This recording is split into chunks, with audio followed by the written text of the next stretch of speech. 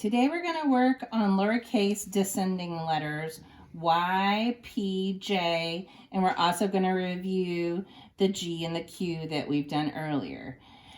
We've talked in the past about the grass line where our lowercase letters sit. I'm adding two new lines to you guys. I'm adding the dash line, which I've made red because a lot of times kids will need a color cue as well as a word cue, and the worm line, which I've made brown. The worm line is where our lowercase descending letters hang down to. We're going to start with the letter Y. The letter Y starts with a short line that slides from the dash line to the grass line. Then we jump our pen back up to the dash line and we make a diagonal line that slides down to the worm line. So let's show this one more time. We start at the dash line, which is red, and do a short slide to the green grass line. Then we jump back up to the red dash line and do a long slide down to the worm line.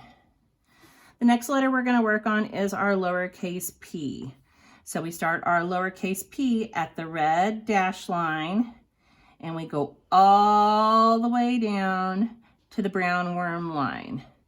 Then we come back up by tracing our line. We bump the red dash line and come around and sit our half circle on the green grass line.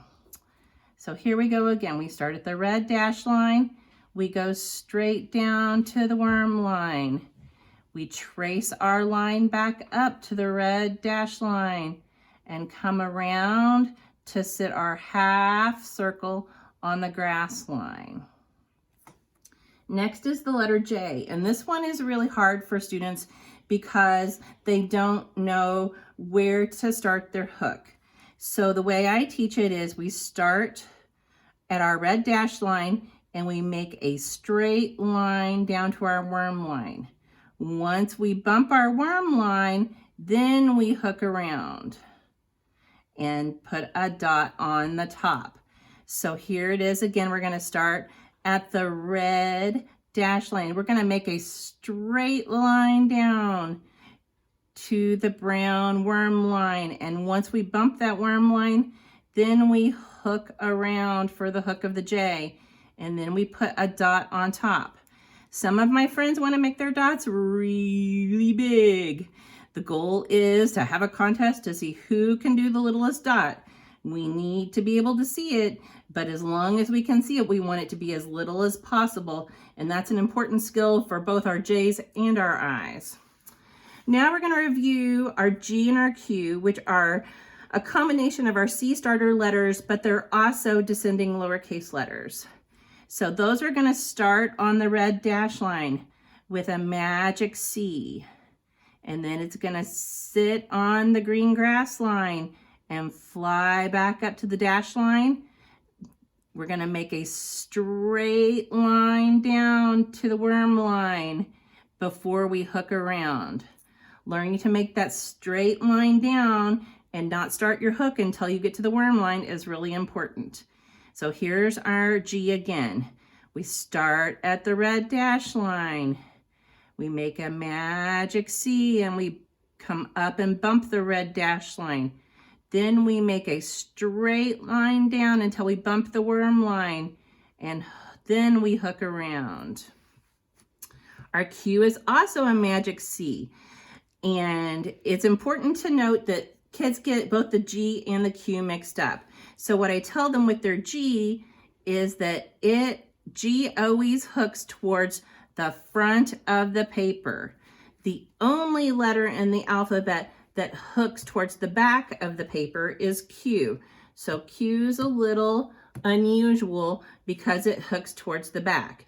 If your student has a big problem with that, I'll show you at the end how to make a Q that doesn't have a hook that sometimes helps kids out. So when we start our Q, we start on the red dash line with a magic C that's going to come around and sit on the grass line. We're going to fly up and bump the dash line. We're going to go straight down to the worm line and hook towards the back of the page. Let's go over that one more time. We're going to start our magic C at the red dash line. We're going to come around and sit on the grass line. We're going to come up and bump the red dash line. We're going to go straight down to the worm line and hook backwards towards the back of the page. So now we're going to talk about a cue that doesn't have a hook, because that backwards hook throws a lot of people for a loop. So in print and in people's writing, you will see a cue that just goes straight down with their magic C, flying up to bump the dash line, and going straight down without a hook. To me, that is sufficient when you're doing print writing if that hook is just too hard for a student to get. But I really, if they can get that hook, they just need to remember that Q is the only letter of the alphabet that has a hook that goes to the back of the page.